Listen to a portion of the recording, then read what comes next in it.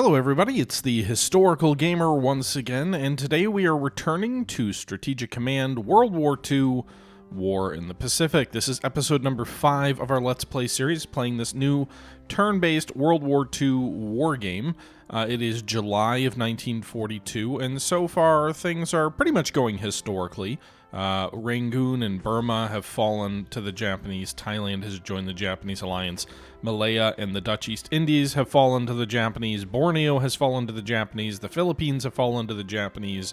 Additionally, the Japanese have pushed south and taken Lae on the northern coast of New Guinea. They've also taken the Solomon Islands, and they have begun pushing further inland into China. I guess it's the only place they're kind of overreaching a bit compared to what was historically going on at this period. The Allies have largely been on the back foot, but spending heavily, we are the Allies by the way, have largely been on the back foot, spending heavily on research and development, less on new units to try and catch up. We, the Americans, have deployed some troops to New Caledonia as we begin to try and build up forces for a counterattack. We also have a Marine Defense Air Unit and a Marine Tank Unit around here. I did deploy these guys to New Caledonia, but I actually think we're going to go ahead and pull, maybe not the AmeriCal unit, but we'll probably pull the Field Artillery Unit, the Headquarters Unit under MacArthur, and the 1st Marine Tanks, as well as the 2nd, no, we'll leave the AA guns there. But we've got a Marine Division somewhere around here, so we'll probably pull a Marine Division, a Marine Armored Unit, and the Headquarters and Artillery out, and deploy them eventually to try and retake Guadalcanal. I don't know if retaking Kuum will cause the entire Solomon Island chain to fall back to us, but I do think that's the next sort of logical approach. We do probably need some longer range aircraft to be based out of New Hebrides to see if we can support anything over Guadalcanal, but I do want to prepare for an advance there. We are holding Moresby. We've got a New Guinea volunteer unit there, and we've got the Kanga Special Forces unit at Moresby. So I'm hopeful that these guys are okay to kind of remain in place. But yeah, that's kind of where we find ourselves at right now. U.S. Pacific Fleet is based in Hawaii without really anything else going on there. We've just got a new carrier, the Hornet, which is just arriving also. We've got a new U.S. headquarters unit, which I think this headquarters unit should make haste for the South Pacific as well, because that's where we're pretty much deploying all of our troops. I don't, I might go for Tarawa, but that's probably just a attack and land, not really a headquarter battle. I'm just looking here. That's the Marshals. But like if we were to push inland to try and go for like Nauru or Tarawa, I think those are probably not headquarters related battles. They're probably bombard and attack off the beach and take it in one turn. All right, let's move the Hornet to Hawaii here. So we've got 3 carriers now at Hawaii. Let's go ahead and upgrade this battleship here with its... honestly, let's just get the battleship to Pearl. I don't know that ASW upgrades for battleships are as important. Probably more so for light cruisers. Let's go ahead and spend for that. The rest of these guys have all started to move, I guess. Does it make sense to move the California out to, I think she can probably upgrade at Midway. It does leave it a little exposed if we move it there and they attack. But it's kind of a question of what we all want to deploy where. Do we want to split our main fleet or not? I'm not sure on that. I think we'll probably keep them at Hawaii for at least one more turn. Did we get any more U.S. troops on the coast? We did. These guys can't upgrade, so let's go ahead and set... Long-range amphibious transport would be a great tech to have. I don't have that yet, so we're still mostly transporting guys across the ocean in regular transports. So maybe building up in Australia makes more sense, and then we can just do a short hop over into the Solomons rather than trying to sail direct. Okay. We do have a submarine here on the supply routes to Japan and across the Hiroshima route. We have a British submarine down here. We'll move it a little bit out of the Spratly Islands area. It was attacked by escorts. So we have 2 submarines on Japanese shipping routes at the moment. One Dutch sub still is surviving. We'll see if it survives to try and get out of the Strait of Malacca. Maybe it will. And then we've got an American sub, which was operating out of Australia, but got pretty badly shot up, so we'll pull it back to Oz, and then probably back to Perth.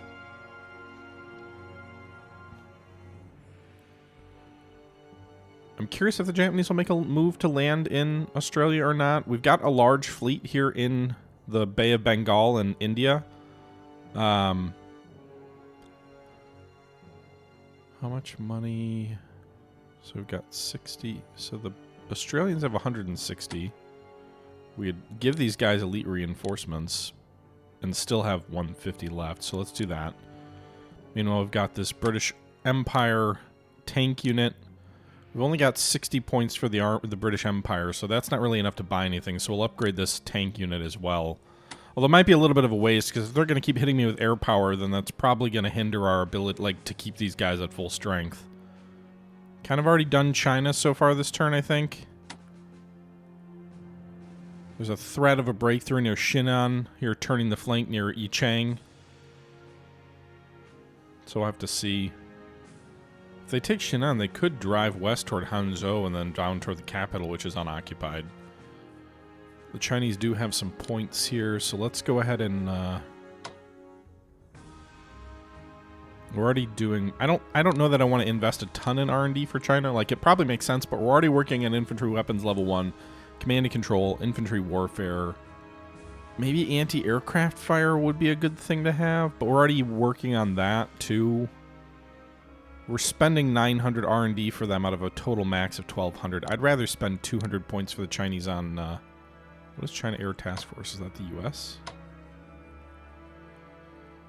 It is. But it pulls from Chinese money? Interesting. Flying Tigers are already destroyed, though. Alright, so let's see about... we could do a Chinese fighter unit. I mean, air power in China is kind of important. But I think an army is more valuable. Or maybe a corps. We do one corps, or we could do one army. We'll do an army. Or an anti-air. We do a corps and an anti-air. I still think it's funny that it's like, oh, you could do a cruiser. What am I going to do with that?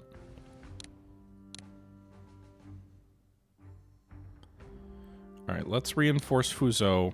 Just to try and keep those guys busy, maybe survive for another turn, and then we'll buy a corps.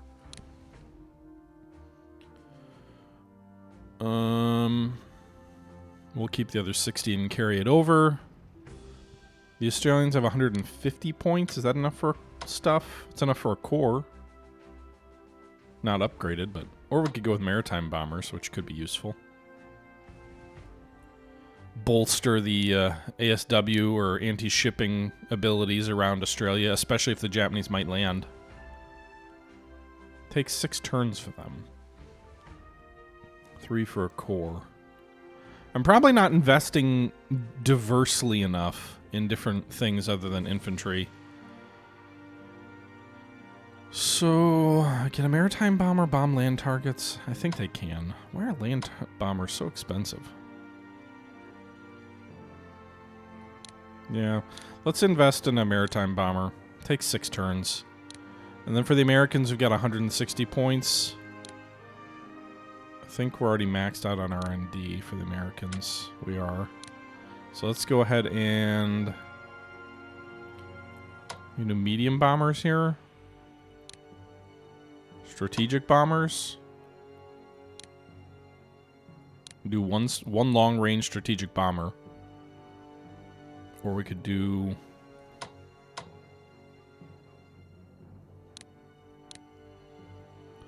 maritime bombers could be useful. A super battleship is affordable. I don't even know if we're going to get any of those, but those take 15 turns. It'd be in Iowa, basically. Or carrier. We haven't built any carriers, but again, those also take 15 turns, which seems like forever. A sub only takes 6.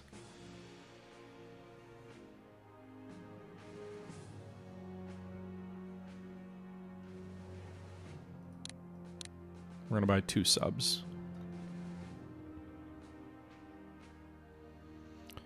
2 subs and we'll save the rest. So let's end the turn and see what's what. Maybe we can use those subs to cripple Japan's economy. Garrison unit deploys at Singapore for Japan. Thanks for that update. Command and control progress 82%. Naval construction level 1. I think that actually helps naval logistics more than anything, which is interesting. But, I mean, we definitely need better naval logistics, so yay for that. Yep, they're moving that armor into the interior of China, so that's something to be mindful of. Meanwhile, they're pulling some of their infantry off the border with Burma and India. I wonder if maybe they'll pull back from driving into India at this time. Historically, Japan didn't really make an effort until, what was it, late 43, early 44? With Impal and Koma, or Kohima. I'm not sure how you pronounce that offensive. I'm really curious to see if we'll get a Midway-style attack, though. I mean, it is late for Midway, but we also did the Doolittle raid late, so maybe the Japanese will pull that way later.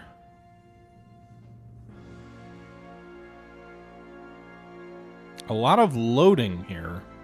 Thinking for fleet movements. That's what I'm seeing down here in the lower left. Those are some long-range bombers. They're coming out of Bangkok? Also, I'm not used to so much air action occurring in bad weather in this particular game. I thought air used to be grounded in bad weather, but it certainly seems like we've got the rain icon on these maps here, and they're fighting through it, so... They're bombing our headquarters, which is dangerous for us. Like, if you lose headquarters units, that makes fighting way more difficult. Meanwhile, they just destroyed an army here in a pocket in China, so that's not good news. Alright, they're attacking Fuzhou, where we reinforced with those troops. Unless they move someone else down there, though, they won't. Oh, they drove us out of Fuzhou? God damn it. That's unit's only ability to survive was the fact that it was a supply center, and they drove that army out of the city and into basically empty territory south of the city, so that's not good. Really need to reinforce that army in India. Partisan Chinese activity doing some damage to Japanese logistics. Allied raiders hitting the Malay and Solomon convoys. The Solomon convoys, I'm sure, are very valuable.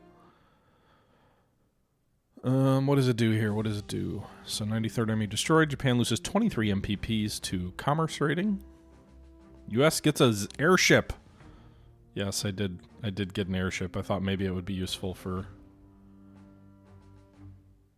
scouting.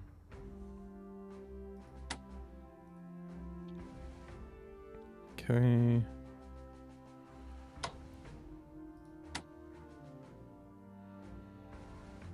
Alright, so we've got to do something about this armored thrust in towards Xinjiang, or however you pronounce that. So we'll head it off by moving this infantry unit over to Hanzhong. We'll reinforce the Chinese Communist unit there to max strength. Attack that garrison unit there. It'll probably pull back, I would assume. Or not. Well, if it's not going to pull back, I'll gladly just... Oh, God damn it. I was going to say I'll gladly destroy it. Except we don't. It retreats.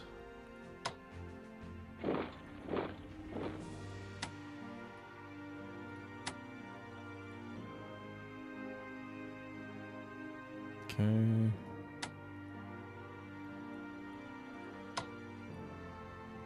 I could pursue, but that'll get that core into rough shape probably, so ill-advisable, I would guess.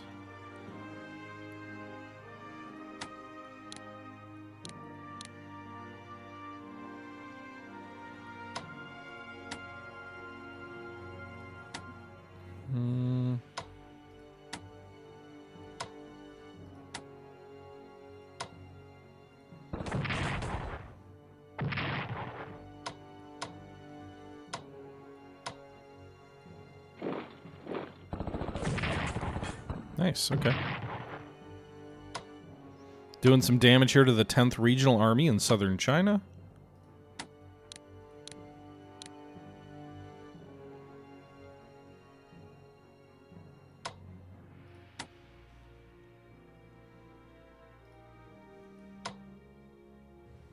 If I move over here, will it...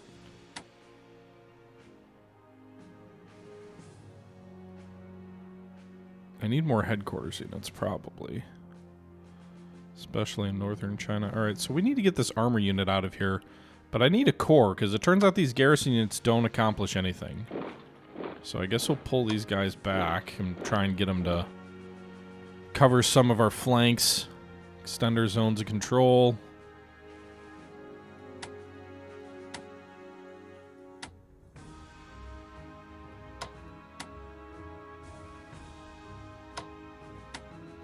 These guys are in fortification positions. We're building another one up here.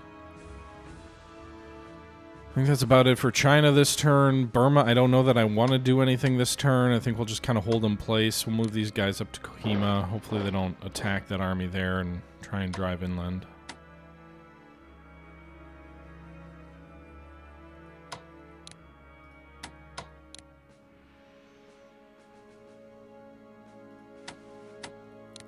Let's reinforce this army.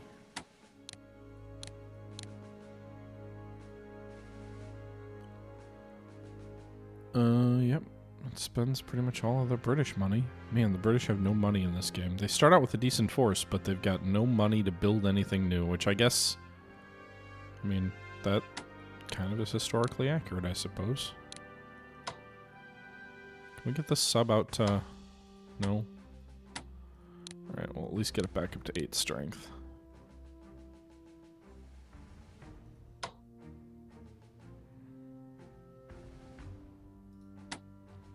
Thailand, Indochina, Burma, Malaya. Why would I do that? Don't do that. Move out this way. I was like, don't put it right up against a land unit where they can know you're there.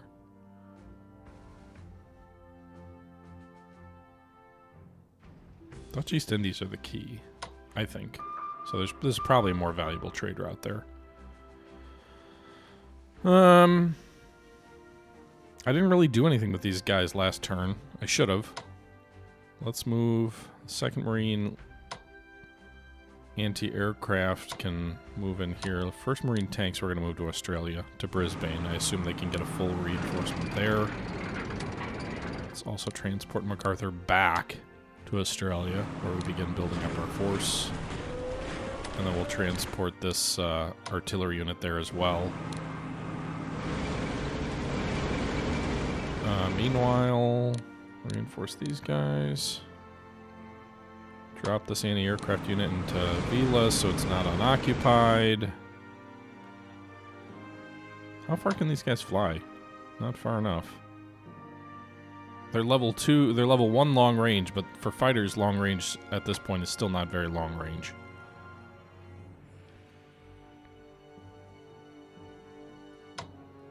First Marines.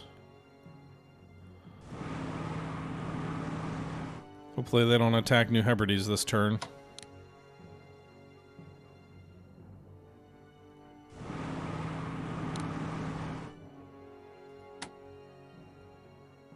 Alright, 2nd Marines will stay in the Samoa Island group for now, I think.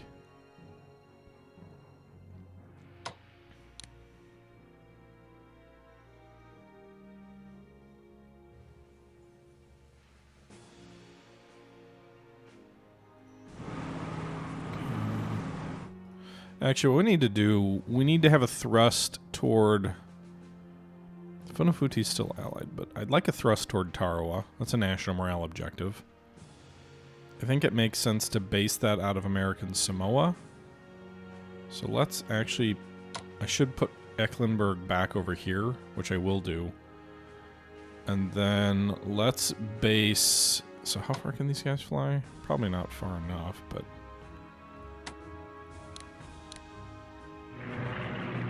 I don't know how far they can fly out of here, but if we can get these fighters out to, like... Maybe they can help support, at least guard the fleet a little bit.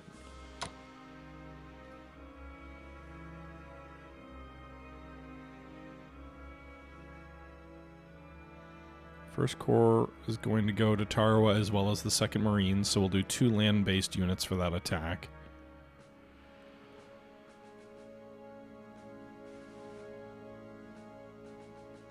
We will probably need a turn or two. We'll wait one more turn, because next turn we're going to have to move the headquarters unit back here. The turn after that we'll be reinforcing. So 3 turns from now. So September of 42 we'll begin the counterattack at Tarawa.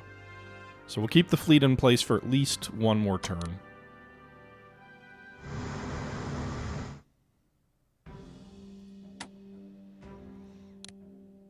Upgrade the advanced fighters on these carriers here in port.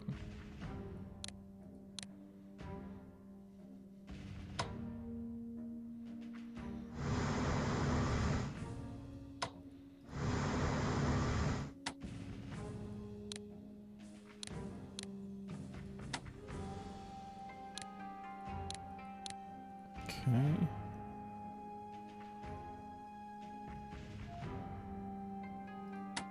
Can't move that aviation quite yet.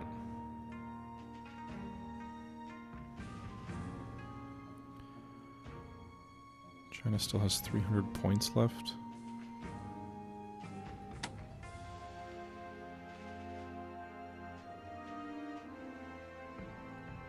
Let's pull this corps back into Yicheng, I guess. We may want to move with the 4th Army north to try and cut the pincer moving toward Xinyan off, if that's the direction that they go toward Hangzhou, which is toward the capital. Otherwise, if they go toward Xi'an, I'm not 100% sure what I will do, but...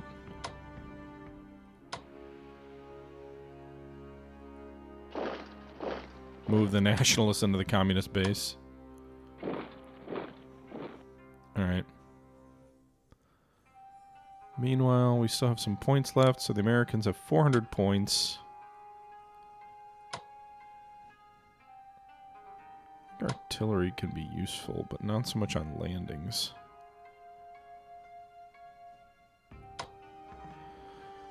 Let's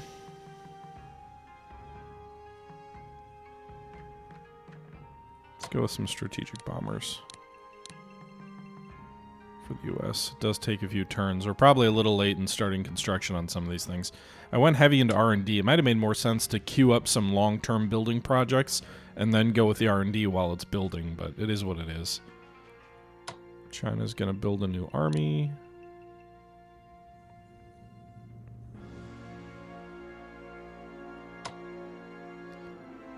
And Russia... I don't know that I really care as much, like, what's Russia going to do with its money? Can we do anything with Russian diplomacy? Can they?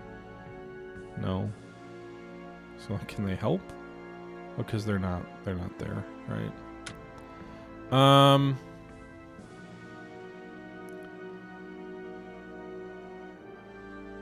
Australia, what are you going to do with your money? All you can do is a garrison unit? Really? That's all you got enough money for? What about R&D? Okay, so we could do... we don't have spying and intelligence. We do have industrial technology. That'll help with the economy, I think.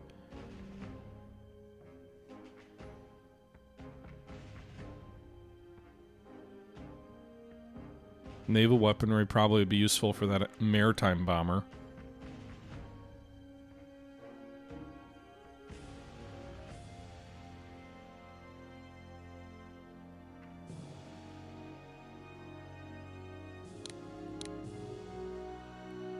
Okay.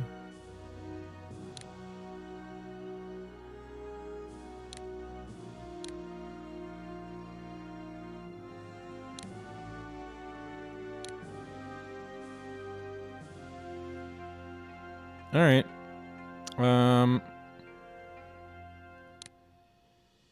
Yeah, I think that'll do it for this turn. Kind of a quiet last turn. Yeah, I mean, I'm not going to reinforce those guys. They're cut off. There's nowhere they can go. We could try by the summer of 1945. Yes, atomic bombs. 50 turns, 20 MPPs. Jeez. Why wouldn't you do this? If you say yes, then on or after August 1st, you will need to hold Honolulu and capture at least one of the following locations. Yeah, of course we... It's expensive, but it's a long-term expense, so... We may benefit from calling on the warlord Ma Bufang to mobilize his forces to assist us in our struggle. The warlord controls the province of Kui and has a body of cavalry at a division strength. He can be enticed to deploy his cavalry division at Xinan if we provide him with 60 MPPs. Okay.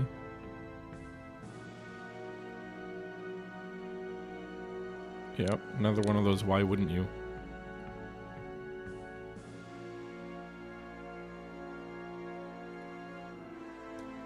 Amphibious level 2. I'm wondering if that'll give the US long-range amphibious transports, but that should be useful for the Americans.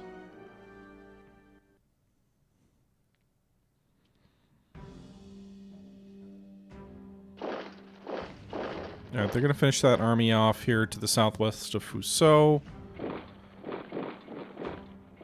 Interesting they swapped an army out, so it's the Indian National Army here fighting in China now, which is kind of amusing. Yes, they're just using you as pawns. You should know this. Probably pull one of these armies away from Gengzi. We can probably hold this line with 2 units, given the poor terrain. But for the moment, we'll keep pushing toward Nanning and see if anything changes. Alright, we got those interceptors and the carrier. My main fear here is that they start attacking the carrier. Less worried about the actual aircraft on the carrier, because we can replace those, but if they start bombing the carrier, that's a problem. If they want to use their air power, they're bombing Kohima, so they may move that army up there then. Garrisons are easy enough to replace losses with cheaply, but why are our fighters not intercept? Oh, there goes the army attacking Kohima. They shatter it. The invasion of India probably is about to begin. That army here is in a rough shape.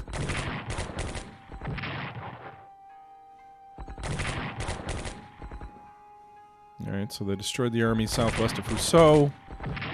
General southern offensive by the looks of it here. Got quite a few bombers deployed to China. I'm curious if we'll see any more amphibious pushes in the Pacific. So far, we haven't really. And I don't know if that's because they're focusing entirely on China or how the AI is coded on that. But we really haven't seen any push. The Quit India movement is causing unrest.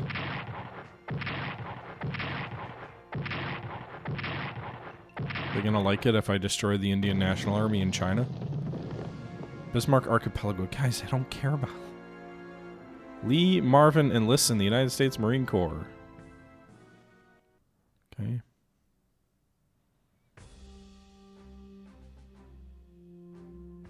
Japan lost 30 MPPs that turn.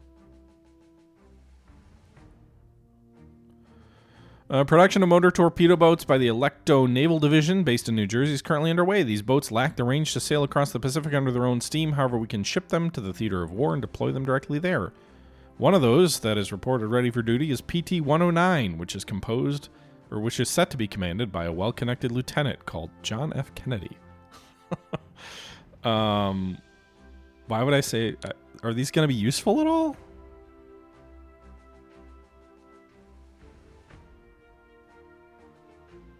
Is this just like flavor text? Sure. We're gonna get Kennedy killed early.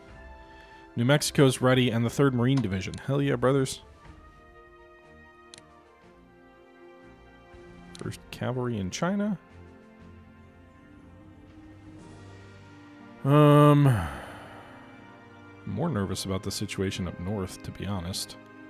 Although I wonder if I could use cavalry to cut off Kalgan. I'm guessing they'll have supply in that city as it is, but... let's see here. What does this say? Keep it China... Well, we have the armor there already. Keep a corps of army or tanks. So the cavalry division wouldn't even count for that.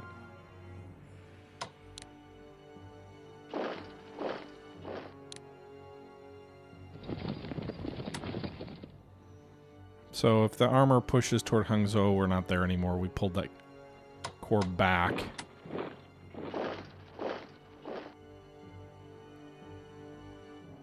But we'll see.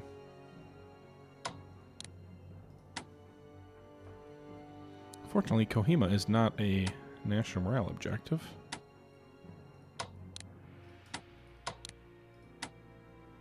Impala is. So we'll move that armor back toward so we can support Impala if needed.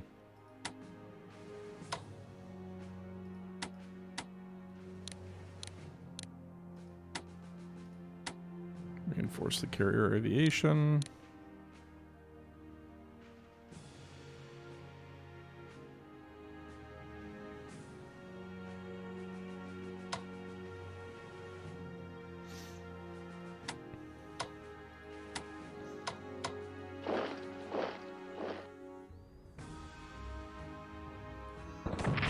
Alright, I'll attack there because I'm going to pull that army off the front.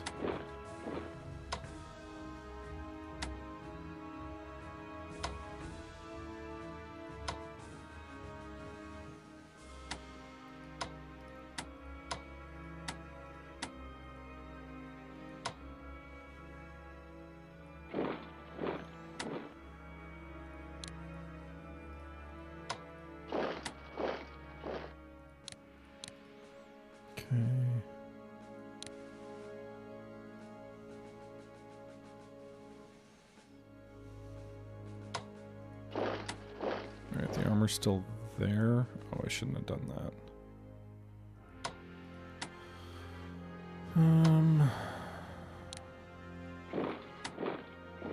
I'm assuming they can't move around here and flank us. I guess that could be a dangerous assumption, but I'm guessing the zones of control would prevent them from doing that. I don't know.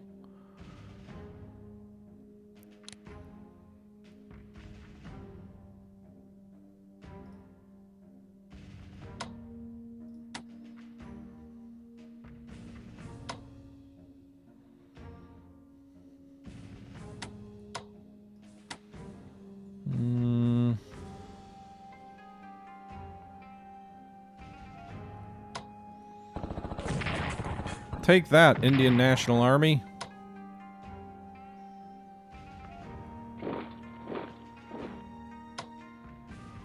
Aww. Apparently I could only move into that hex if I was replacing a unit. Damn it. Some of these movement, like I can force march into it, but...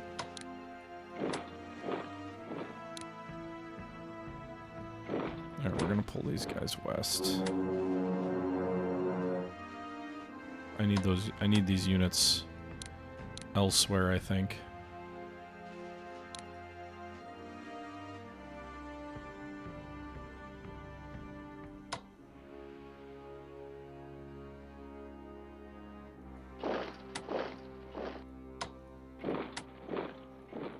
Alright, we'll see how this all plays out, but we've shortened our line near Yichang. It may give them more freedom of movement into this Hubei pocket area. I'm not sure, but it'll allow me to shift one division further south toward Changsha.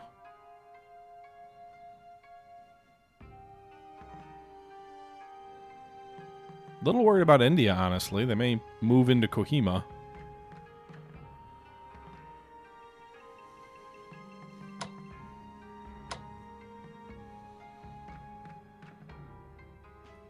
Move that sub back. Can the American sub on the northern coast reinforce? No.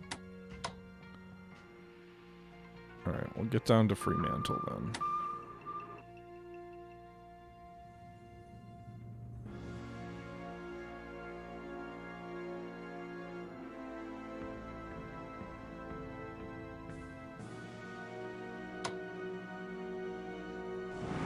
Okay. So we're building up our marine forces for a landing on Guadalcanal, I think. Can we not do long-range amphibious transports yet? Damn it. Why not?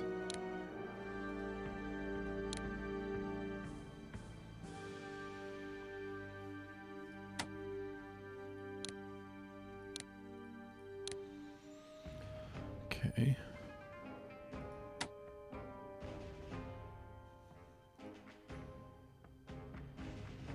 All right, let's get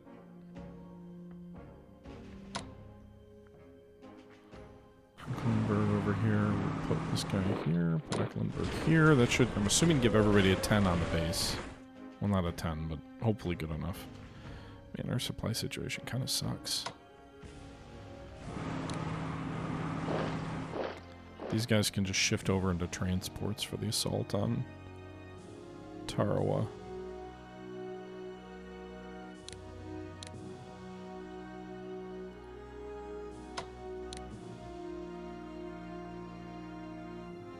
Alright, we're going to begin shifting the fleet.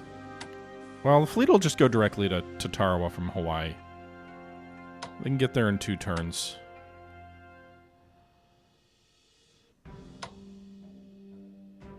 What's the supply? Supply goes out to here at 8. Which is good enough.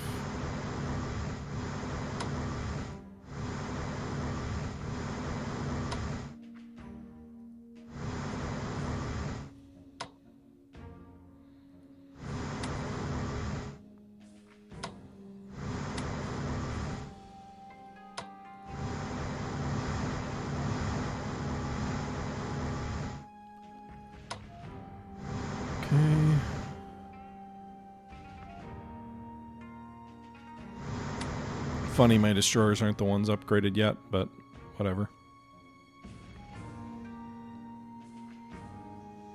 It'll take our non-long-range transports a little while to get up there. Meanwhile, my carrier aviation can almost reach up to Tarawa, not quite.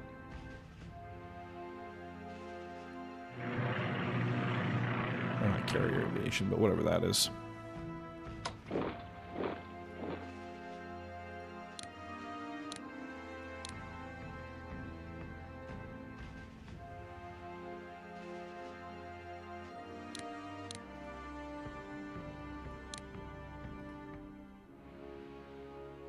Okay. So I'm kind of going the historical route of a Central and South Pacific strategy by the looks of this.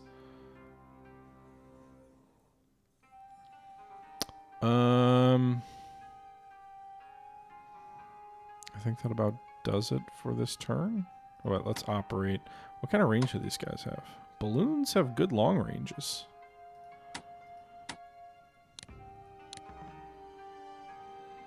You can operate to Hawaii. Maybe we should have moved him to the Ellis Island group. Or New Hebrides. They can get a nice little lookout here over the Guadalcanal region from there. Nice little long range eyes. Pretty cheap too, I'm assuming, right? Where are they again? Airships. Yeah, they're cheap. I can only have the one, but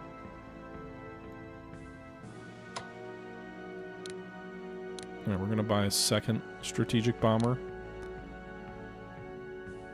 because I need to start building that force up if I'm gonna use it.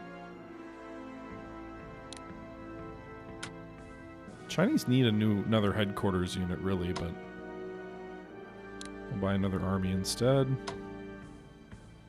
I don't know how valuable cavalry divisions are really for them, but buy that too. Australia is just really looking for garrisons with that money. England can do what? I guess another corps would be useful. I mean, a maritime bomber would be useful for them too, but a corps would help defend India. Now that we think they're going to drive in there next turn. And, oh, you know, I probably don't have the long-range amphibious transport for the Americans because I haven't upgraded those units, right?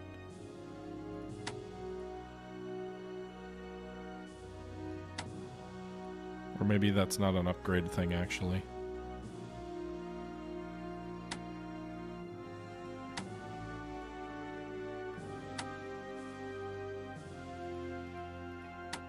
All right. So I have the 1st Corps and the 2nd Marine Division, I think, for the assault on Tarawa. It's not a very large island, so it's going to be challenging to hit both parts of the island simultaneously.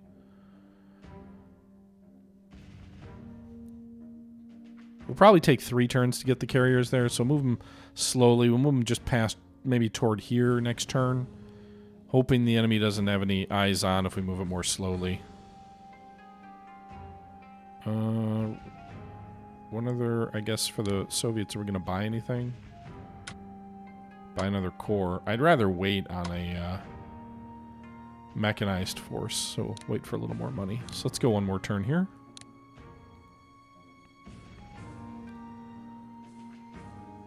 Henry Fonda enlists in the U.S. Navy. Alright, so we're making some progress. The U.S. gets long-range aircraft level 2, so even longer-range aircraft. The lengthening. Spy and intelligence. Production tech 2. USSR gets a bunch of stuff. China finally gets infantry weapons level 1.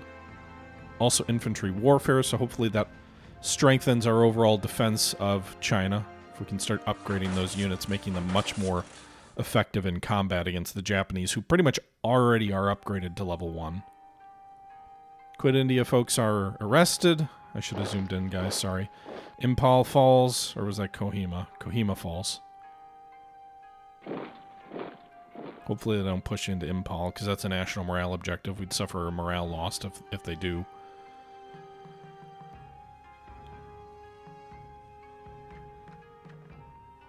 I'm going to guess a push, because there's no real direct supply line, though. Kohima Pass kind of has a narrow road, but I think there's very poor supply ability in India for Japan trying to come in through Burma. At least there should be, based on sort of the historical limitations there.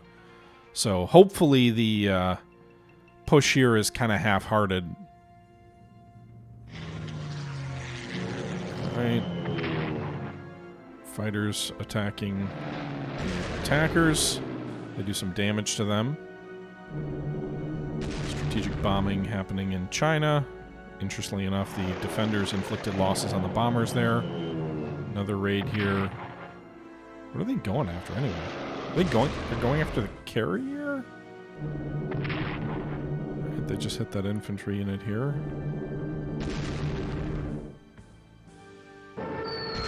Oh shit, they are going after the carrier. I said that was my #1 fear. And they used up all of our fighter defenses there, although I don't think they've got enough air units there to destroy that carrier unless the enemy carriers come around. We haven't seen them since Pearl, basically. Actually, no, there were a few off the coast of China at one point we saw. Oh, they are going to attack in toward India along the southern coast here. Right, I hope that infantry corps pulls back before it gets destroyed. If it has the movement points to do so, it did.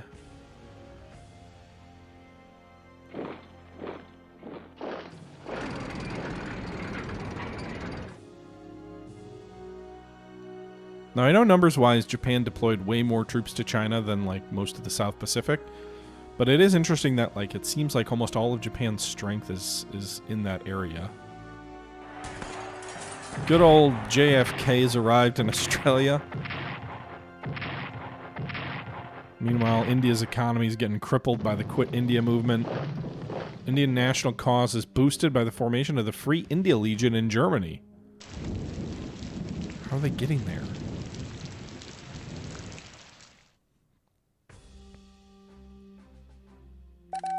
Alright, we got some intel now. Our intelligence is going to start feeding us some stuff. New battleships.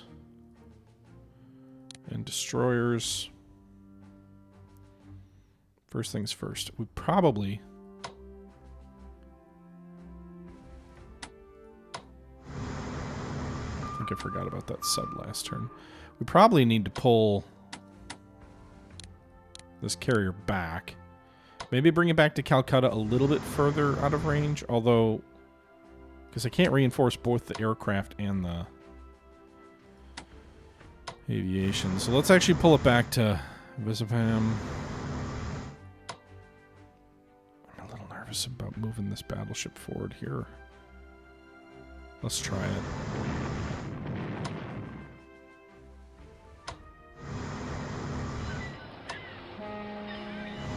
Alright, so the battleship, can we upgrade the port? I wish we could do that to provide some anti-air. So we can bombard these guys from the ocean. It'll influence their readiness, perhaps, a little bit. Didn't need to do that. Let's force march them into Impal. Block that advance. I think we're going to have to stage our navy here to try and support India with some shore bombardments and things like that. It's a little bit risky. We don't really have much coastal aviation here, but I need to do something to slow these guys. And if they're going to advance up the coast, you know, we could do that. Looks like the East African Corps is the one that's taken the brunt of the enemy attacks so far.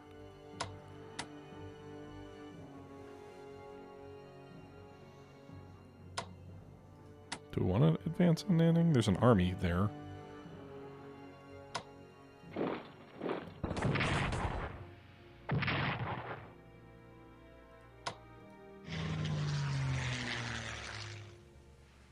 Probably should have attacked with air units before we sent in the ground units.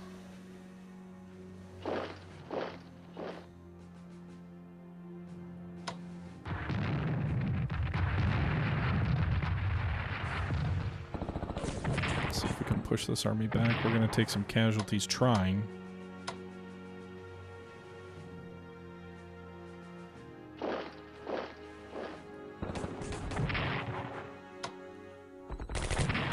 we go. Alright, so that army did gain some experience, but they were driven back north.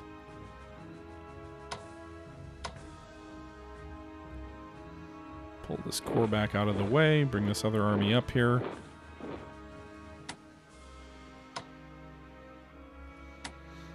These guys are... their morale is low. Be tempting to pull them back a little bit, but that'll just invite a bunch more units to try and come in on our flank.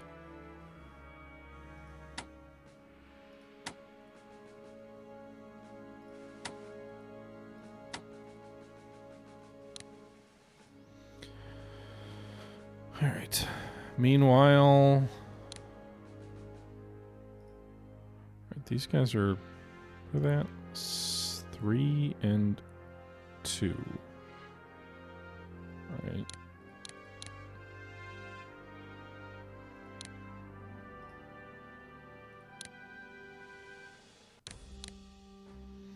You can only upgrade units that are not in direct contact with the enemy. Alright, we got a corps there, so that's good. I'd really like to get a corps to Umriki. Free up that armored unit in China. It's such a waste that it's out there.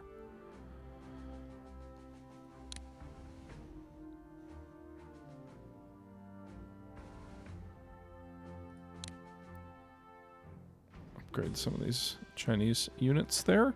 So the infantry command should help overall readiness and effectiveness of the infantry units, and then the fact that we can upgrade them to level 1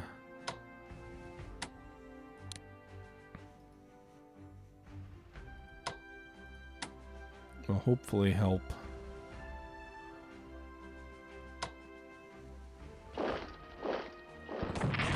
Alright, nice. We did take some casualties here, but we did badly shoot up the first army there. That should probably prevent them from moving this turn.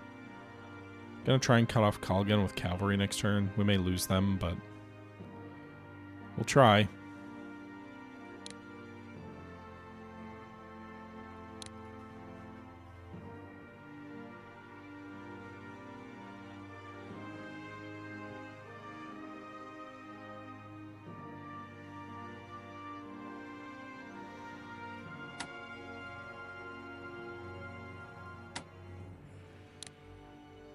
Long range level 2. I wonder if they can reach Tarawa now from there. So our balloons can give us intel all the way up the most of the way up the slot anyway. So you can see here our intel now tells us that there's an anti-aircraft gun here at Henderson Field and a marine unit at Khartoum, which is valuable info for our eventual landing there.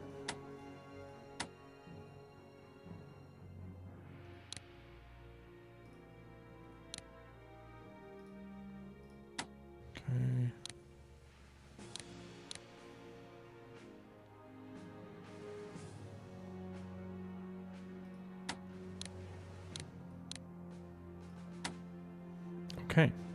So amphibious transport, how far can it go? I don't know exactly, but we're going to go ahead and move these guys. Only move one this, but we did just put it into transport. So I really hope they can move more than one. How much more research do I have to do to get that up to the next level?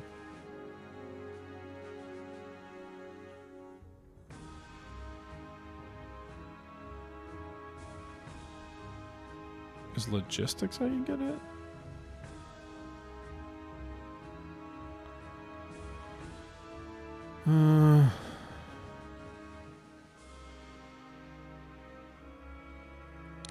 Let's research another long-range aircraft thing here.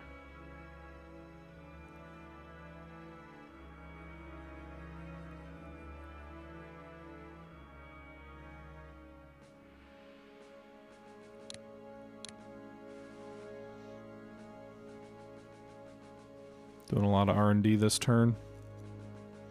Anti-aircraft defenses are probably important too.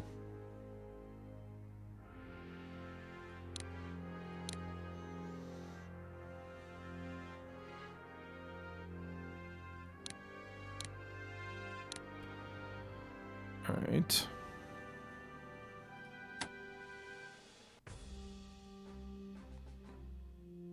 Like, how else are we supposed to get up there?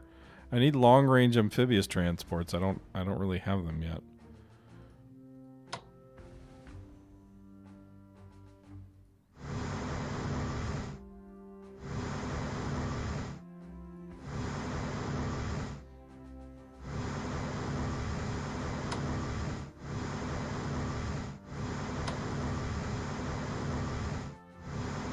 The other a little bit frustrating thing is I do not have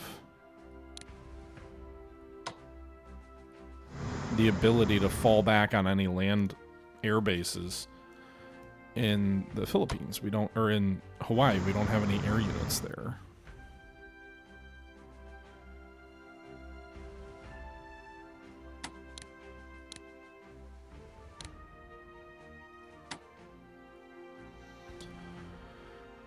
Okay,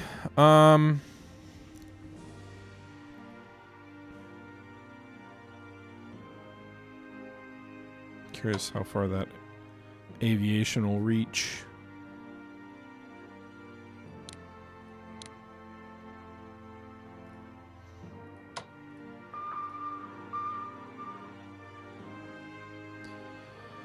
Um, 145 for the British.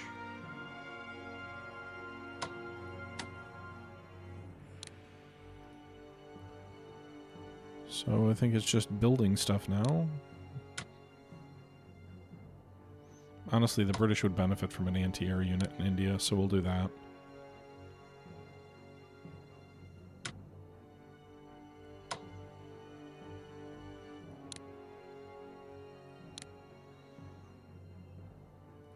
Other Australian Corps will be useful too.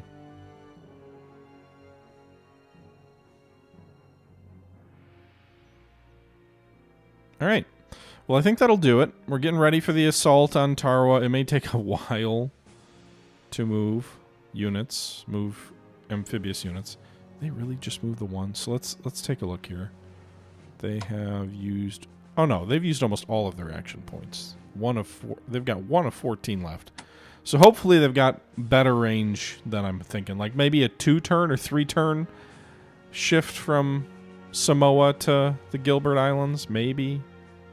I guess we'll find out. I'm kind of imagining guys trying to go from Samoa to Tarawa and Higgins boats now, which is kind of amusing to think about. But anyway, guys, I hope you're enjoying this series. It is Strategic Command, World War II, War in the Pacific. This was episode number 4. It was kind of a quiet one. Some stuff going on in China and India, but mostly setting the stage for the eventual Allied counterattack. That's going to do it for today, though. This is the Historical Gamer once again saying thank you very much for watching. And until next time, I'm out. Bye-bye.